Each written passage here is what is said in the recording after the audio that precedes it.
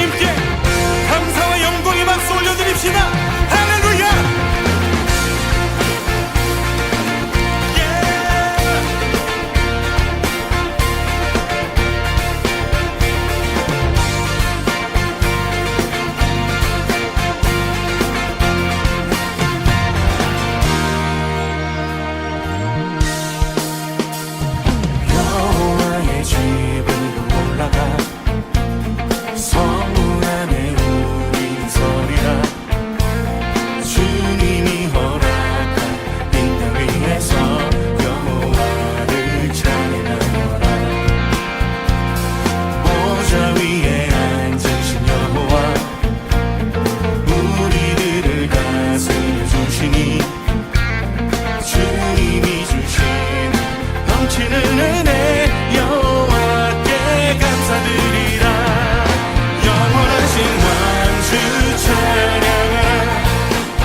성소에 다 모이리라. 주께 온전한 예배를 드리는 자가 이 땅에 넘쳐나리라. 오늘 우리 예배 가운데 임하시는 주님 찬양합니다. 여호와의 집으로 올라가 성문 안에 우리는 서리라.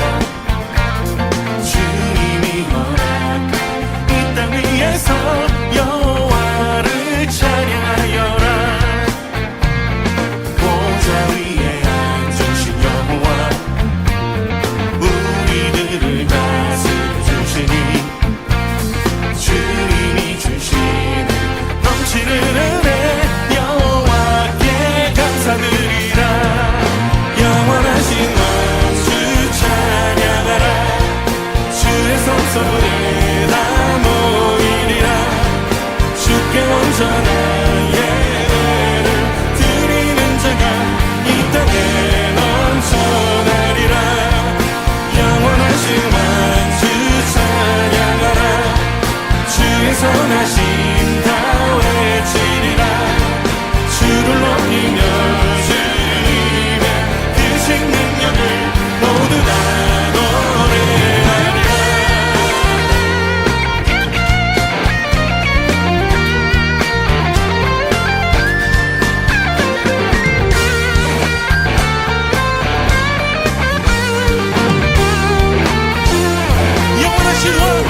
영원하신 왕주 찬양하라. 주의 성소에 다 모이리라. 주께 온전한 예배를 드리는 자가 이 땅에 넘쳐나리라. 영원하신 왕주 찬양하라. 주의 선하심 다 외치리라. 주를 높이며 능력을 모두 다 노래하리라. 주의 백성으로 우리를 부르신 주님, 주의 권능도 위엄 찬양합니다. 할렐루야.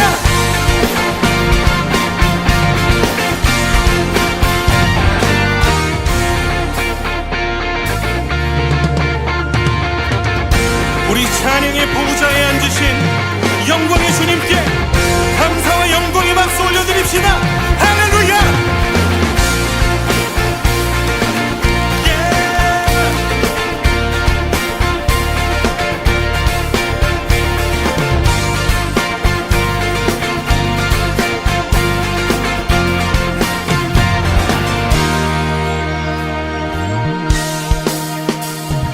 여호와의 집으로 올라가 성문 안에 우리는 서리라.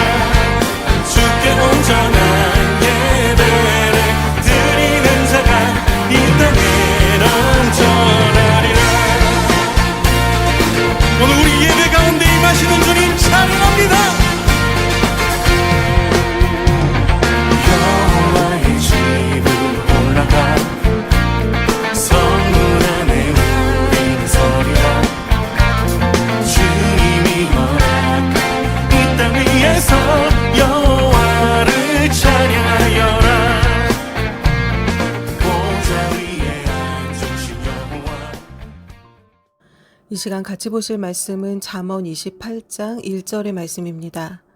악인은 쫓아오는 자가 없어도 도망하나 의인은 사자같이 담대하니라. 아멘. 오늘은 창세기 25장과 27장의 말씀을 같이 보시겠습니다. 창세기 말씀을 피셔서 눈으로 같이 저와 함께 읽으시면서 같이 말씀을 나누도록 하겠습니다. 성경의 많은 인물들 가운데에 팥죽 한 그릇의 장자권을 산 야곱의 이야기는 우리에게 아주 잘 알려진 이야기입니다. 야곱은 태어날 때부터 형 에서의 발꿈치를 잡고 나왔을 정도로 장자에 대한 열망이 강한 것으로 보여집니다. 에서는 들에서 뛰며 사냥을 하는 일을 즐겼고 야곱은 주로 집안에서 어머니의 일을 도왔습니다. 그러던 어느 날 에서는 여느 때처럼 들에서 신나게 사냥을 하다 들어왔고 매우 허기가 진 상태였습니다. 때마침 야곱이 팥죽을 끓이고 있었고 에서는 야곱에게 팥죽을 달라고 했습니다. 그러자 야곱이 다음과 같이 말했습니다. 창세기 25장 31절에서 34절의 말씀입니다. 야곱이 가로되 형의 장자의 명분을 오늘날 내게 팔라. 에서가 가로되 내가 죽게 되었으니 이 장자의 명분이 내게 무엇이 유익하리요. 야곱이 가로되 오늘 내게 맹세하라. 에서가 맹세하고 장자의 명분을 야곱에게 판지라. 야곱이 떡과 팥죽을 에서에게 주매 에서가 먹으며 마시고 일어나서 갔으니 에서가 장자의 명분을 경홀히 여김이었더라. 아멘. 야곱은 에서의 장자의 명분을 사고자 했고 반면 에서는 자신이 가진 장자의 권리를 경홀히 여겼다라고 성경은 말씀하고 있습니다. 에서는 너무 허기가 져 있는 상황에서 장자의 권리를 야곱에게 팔겠다고 쉽게 말해버리고 팥죽과 떡을 얻어먹었습니다. 이후에 아버지 이삭이 나이가 많고 눈이 어두워지자 맏아들이 준비한 음식을 먹고 그를 축복해주고자 했습니다. 이삭은 아버지를 위해 사냥을 하러 나갔고 그 사이에 어머니 리브가가 야곱에게 이 일을 알렸습니다. 이삭은 에서를, 리브가는 야곱을 사랑했기 때문입니다. 야곱은 리브가가 만들어준 음식을 가지고 형 에서의 모습으로 변장을 하여 아버지에게 갔습니다. 이삭은 눈이 어두웠기 때문에 아들을 제대로 구분할 수가 없었습니다. 창세기 27장인데요. 27장 24절에서 30절까지 말씀입니다. 이삭이 가로되 내가 참 내 아들 에서냐? 그가 대답하되 그러하니이다. 이삭이 가로되 내게로 가져오라. 내 아들의 사냥한 고기를 먹고 내 마음껏 너에게 축복하리라. 야곱이 그에게로 가져가매 그가 먹고 또 포도주를 가져가매 그가 마시고 그 아비 이삭이 그에게 이르되 내 아들아 가까이 와서 내게 입맞추라. 그가 가까이 가서 그에게 입맞추니 아비가 그 옷에 향취를 맡고 그에게 축복하여 가로되 내 아들의 향취는 여호와의 복주신 밭의 향취로다. 하나님은 하늘의 이슬과 땅의 기름짐이며 풍성한 곡식과 포도주로 내게 주시기를 원하노라. 만민이 너를 섬기고 열국이 내게 굴복하리니 내가 형제들의 주가 되고 내 어미의 아들들이 내게 굴복하며 내게 저주하는 자는 저주를 받고 내게 축복하는 자는 복을 받기를 원하노라.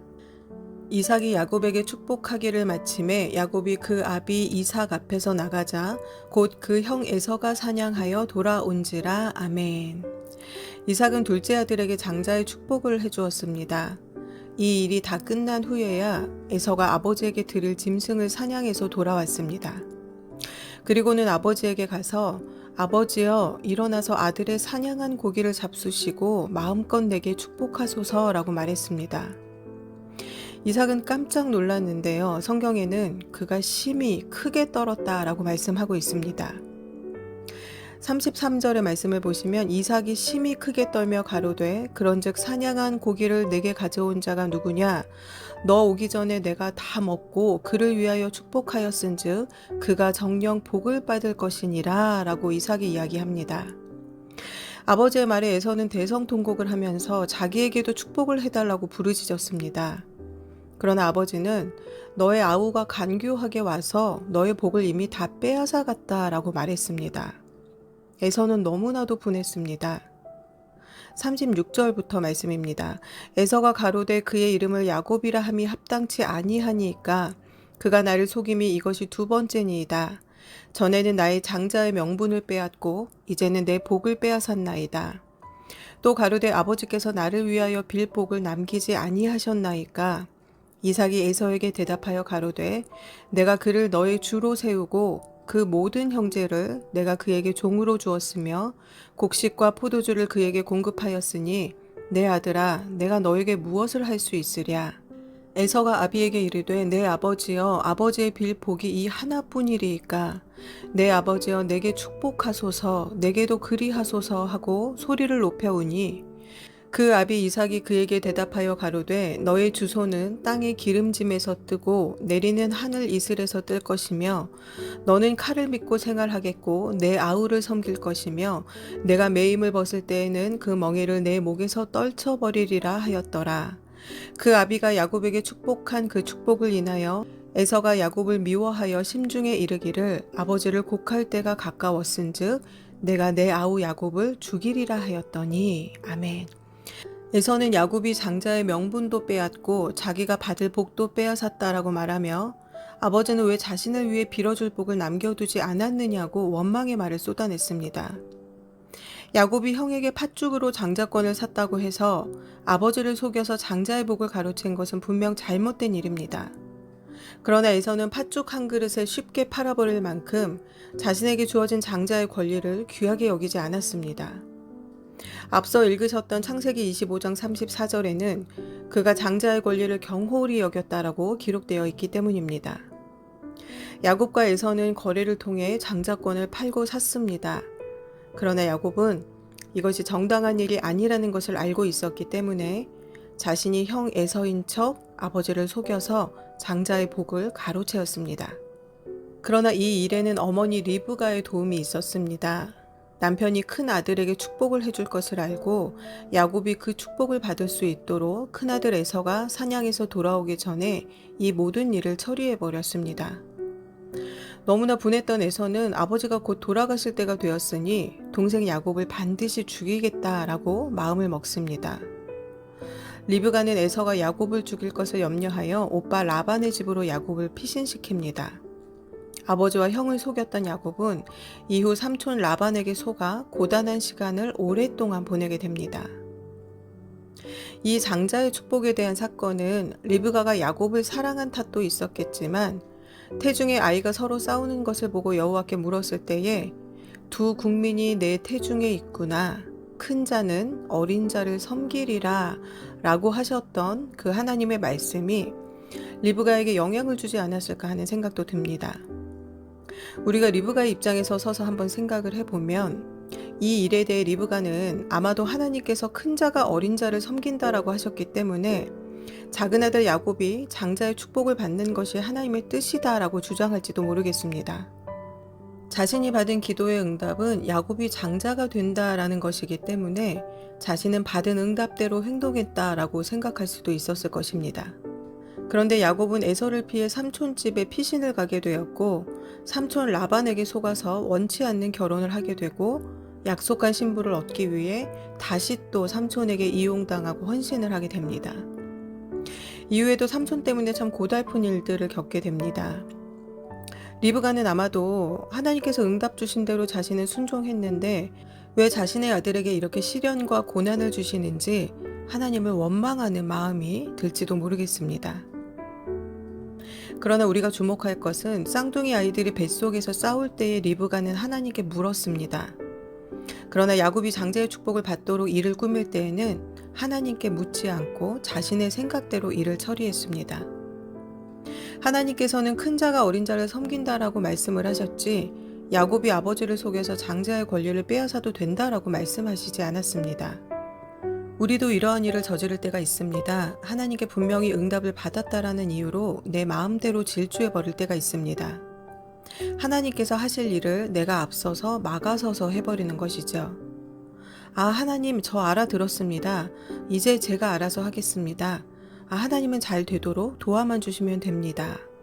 마치 이런 식으로 행동해 버릴 때가 있습니다. 에서는 자신의 허기짐과 장자의 권리를 바꿔 먹었습니다. 그리고는 야곱이 자신의 것을 빼앗았다고 억울해하면서 동생을 죽이겠다라고 마음을 먹습니다. 이와 같이 하나님께서 주신 것에 대해 쉽게 말하거나 하찮은 것으로 치부해버리는 사람들이 있습니다. 좀 좋은 걸 주시지 이런 걸 어디다 쓰라고 주셨는지 모르겠다라고 말하거나 주신 달란트로 자신을 내세우는 데 사용하거나 세상에서 돈을 버는 도구로 사용하거나 거래하는 일에 사용하는 사람도 있습니다. 공부나 잘했으면 좋겠다라거나 돈이나 잘 벌었으면 좋겠다라고 말하는 사람들도 있습니다. 하나님께서 주신 것을 경홀히 여기거나 함부로 사용하면서 또 어려운 일이 생기면 하나님을 탓합니다. 야곱이 아버지를 속이고 형을 속인 행위는 분명히 잘못한 일입니다. 그리고 그 일을 도운 리브가도 잘못한 것입니다. 야곱은 이후에 삼촌 라반의 집에서 그 죄의 대가를 혹독히 치르게 되었으며 자신이 아버지와 형을 속인 것처럼 삼촌 라반에게 속임을 당하게 됩니다. 그 일로 야곱은 자신이 무엇을 잘못했는지 그 시간들을 통해서 깨닫는 시간이었어야 합니다. 리브가도 마찬가지입니다. 오늘 잠언 28장 1절의 말씀은 악인은 쫓아오는 자가 없어도 도망하지만 의인은 사자같이 담대하다라고 말씀합니다. 악인은 하나님과 상관없이 사는 사람을 말합니다. 하나님과 무관하게 사는 사람을 성경은 악인이다라고 말씀합니다. 악한 일을 하면, 즉 하나님과 무관한 일을 하거나 하나님을 대적하는 일을 하면 누가 쫓아오지 않아도 늘 불안하고 두려운 삶을 살 수밖에 없다라는 것입니다. 악인과 의인은 얼마든지 뒤바뀔 수가 있습니다. 어제의 악인이 오늘은 의인이 될 수가 있고 오늘의 의인이 내일은 악인이 될 수도 있습니다. 에서는 누구를 속이지는 않았지만 장자의 권리를 경홀하게 여겼습니다. 야곱은 장자의 권리와 그 축복을 받기를 갈망했지만 아버지와 형을 속였습니다. 그리고 오랜 타지 생활을 마치고 고향으로 돌아가려 할 때에 형 에서가 자신을 죽이려고 하지 않을까 하는 두려움에 쌓여 있었습니다. 리브가는 남편 이삭의 기도로 아이들을 잉태하였고 잉태된 아이들의 일로 여호와께 기도하였지만 그 후에는 기도보다 자신의 뜻대로 행함으로 인해 자신의 자녀인 야곱에게 아버지와 형을 속이도록 가르쳤고 정직하지 못한 자녀로 만들었습니다.